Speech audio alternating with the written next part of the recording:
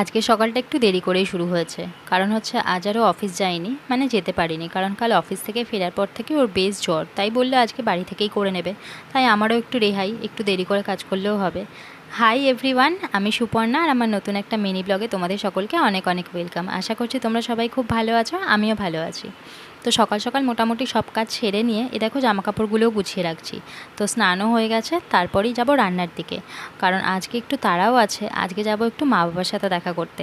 যেহেতু আজ শিক্ষক দিবস, আজকে আমার জীবনের প্রথম শিক্ষক যারা যারা আমাকে হাঁটতে চলতে কথা বলতে শিখিয়েছে, তো তাদের সাথে আজকে দিনটা একটু দেখা করতেই হয়, সময় কাটাতেই হয়, তাই না? প্রত্যেকবারই চেষ্টা করি। অন্যবার অফিস থেকে ফেরার পথে ঘুরে আসি, তো এবারে যেহেতু অফিস নেই তাই একটু তাড়াতাড়ি যাওয়ার প্ল্যান আছে। ওদিকে ও দুপুরবেলা বাড়ি থাকবে, তাই জন্য দুপুরবেলা একসাথে খাওয়া দাওয়া করে তারপরেই যাব। তো আজকে রান্না করবে একটু মাংস, যেহেতু ওর মুখে খুব একটা ভালো টেস্টও নেই, তাই জন্য একটু ঝালঝাল করে মাংসটাই রান্না করব।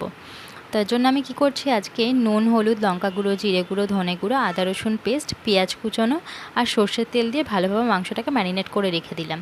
এতে কি হয়, মাংসটাকে না আলাদা করে সব কিছু দিয়ে আলাদা আলাদাভাবে কষানোর কোনো দরকারই হয় না।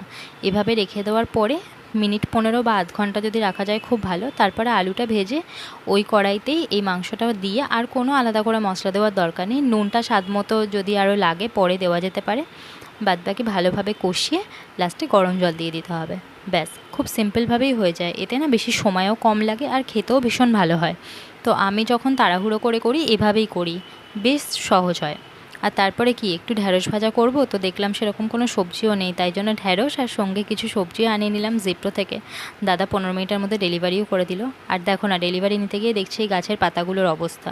তো তাড়াতাড়ি করে এই পাতাগুলোকে আমি একটু ছাড়িয়ে নিলাম, নাহলে আর নতুন পাতা হবে না যে। ব্যাস, কাজ সারতে সারতে এই ফোনটা দিয়েছিলাম সারাতে, তো ও একটু মাঝে বেরিয়েছিল, তো এই ফোনটাও নিয়ে চলে এলো ওই জন্য।